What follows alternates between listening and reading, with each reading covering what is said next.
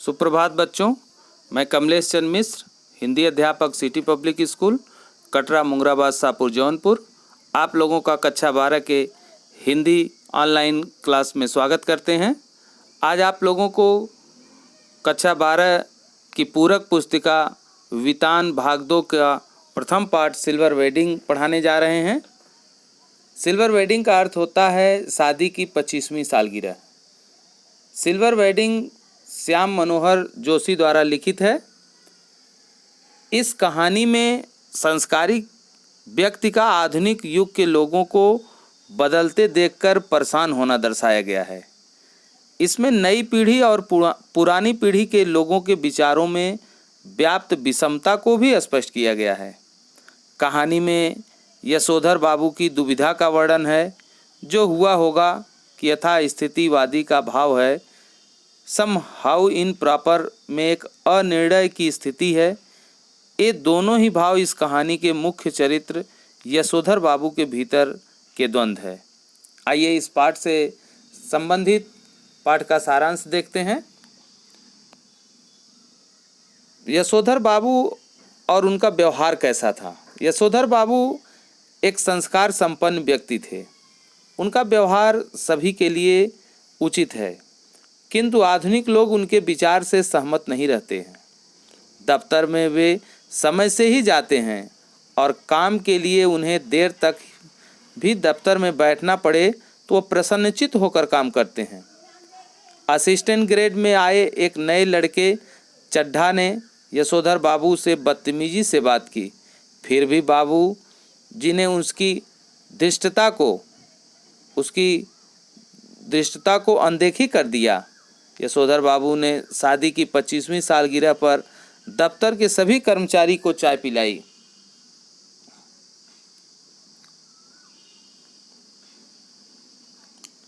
यशोधर बाबू और किशनदा। यशोधर बाबू के जीवन में किशनदा का महत्व एक गुरु जैसा था, क्योंकि जब यशोधर बाबू जी गांव से दिल्ली आए थे तब किशनदा ने उन्हें अपने यहाँ रहने और यहाँ पहले तो मेस का रसोइया बनाया, फिर अपने ही दफ्तर में सरकारी नौकरी दिला दी और जीवन के हर कठिन समय में किशनदा सदैव यशोधर बाबू के साथ बने रहे। किशनदा ने विवाह नहीं किया था। जब किशनदा की मृत्यु हुई तो यशोधर बाबू ने उनके बिरादर से उनकी मृत्यु का कारण पूछा। उन्होंने जो हुआ होगा कहकर यह बात समाप्त कर दी, अर्थात सही कारण का किसी को कुछ पता ही नहीं चला। यशोधर बाबू जीवन भर किशनदा के ही सिद्धांत पर चलते रहे।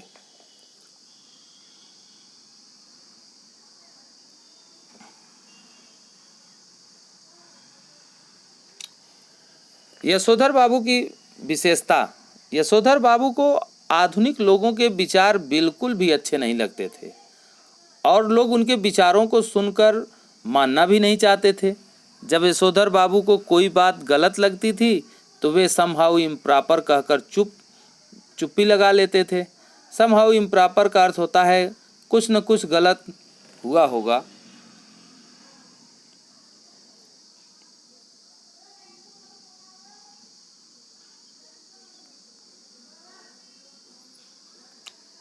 यशोधर बाबू और उनका परिवार। यशोधर बाबू के परिवार में उनकी पत्नी, 3 बेटे और एक पुत्री थी।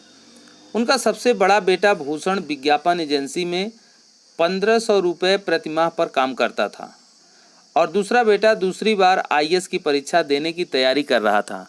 तीसरा बेटा स्कॉलरशिप लेकर अमेरिका चला गया था और बेटी डॉक्टरी की पढ़ाई करना चाहती थी। यशोधर बाबू अपने पुराने विचारों वाले व्यक्ति हैं, जबकि उनका परिवार आधुनिक विचारों का समर्थक है। इसी कारण उनका अपने परिवार के साथ मतभेद बना रहता है। उनकी पत्नी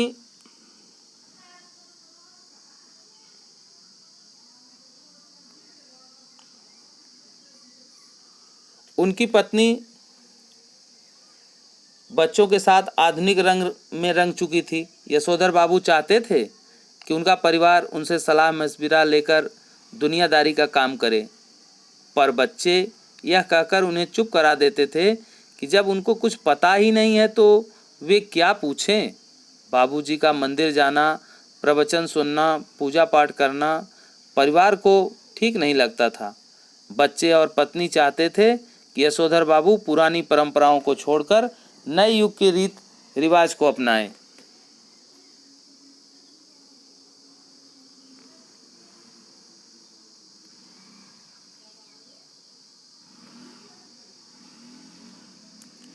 यशोधर बाबू की सिल्वर वेडिंग। यशोधर बाबू जी को पता ही नहीं था कि उनके घर पर उनकी शादी की 25वीं सालगिरह की पार्टी चल रही है। यशोधर बाबू पार्टी इत्यादि से प्रसन्न नहीं रहते थे, पर उन्हें इस बात का कहीं न कहीं खुशी भी थी कि जिस अनाथ के जन्मदिन पर आज तक लड्डू भी नहीं बांटे गए, उन्हीं की शादी की सालगिरह पार्टी बहुत ही आधुनिक रीति रिवाज से मनाई जा रही है। उन्होंने न चाहते हुए भी अपने पत्नी के साथ पार्टी में केक काट दिया।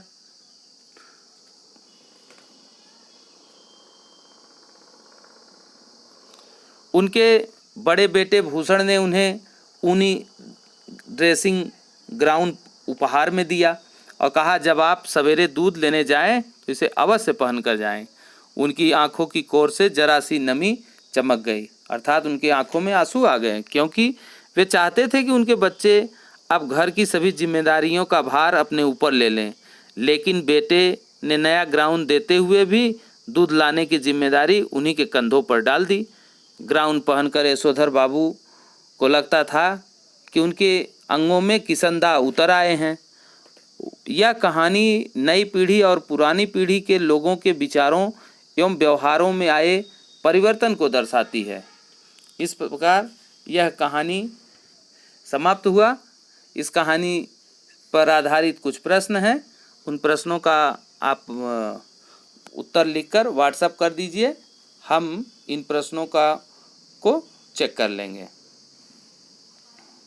पहला प्रश्न है, यशोधर बाबू की पत्नी समय के साथ ढल सकने में सफल होती हैं, लेकिन यशोधर बाबू असफल रहते हैं, ऐसा क्यों?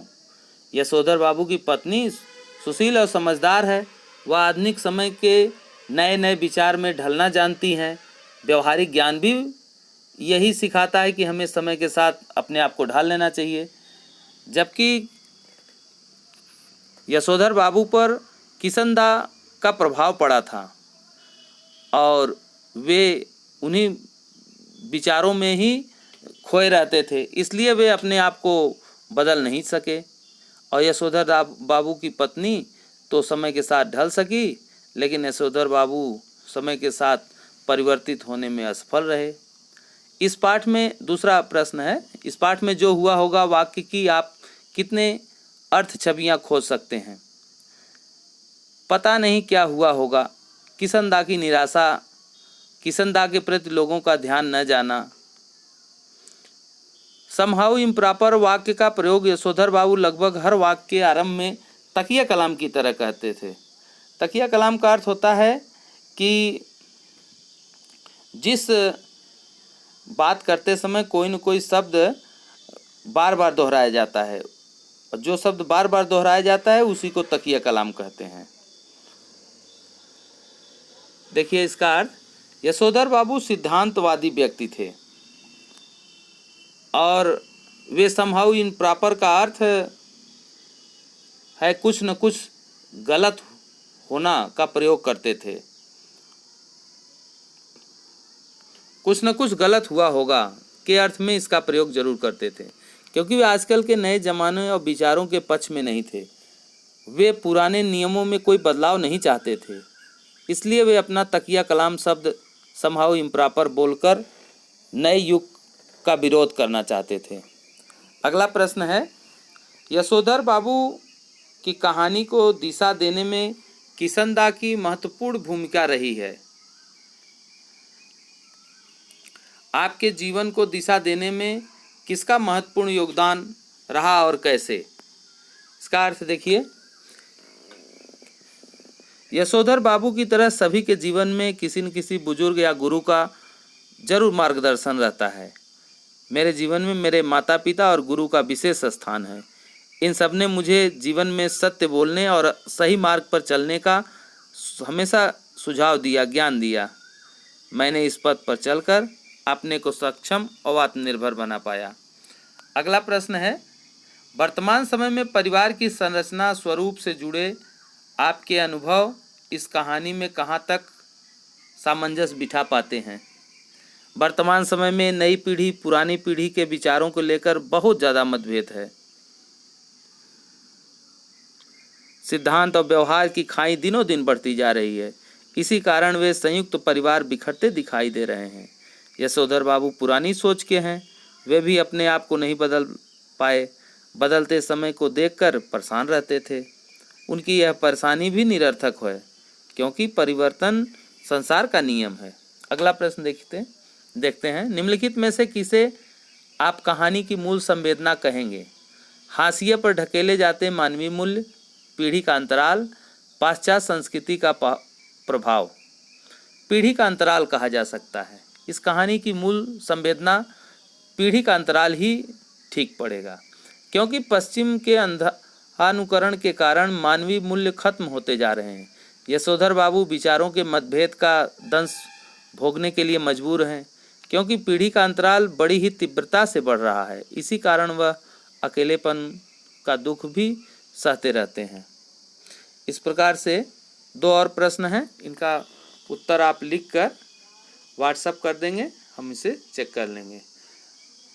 अब नए वीडियो में नए पाठ के साथ फिर मिलेंगे।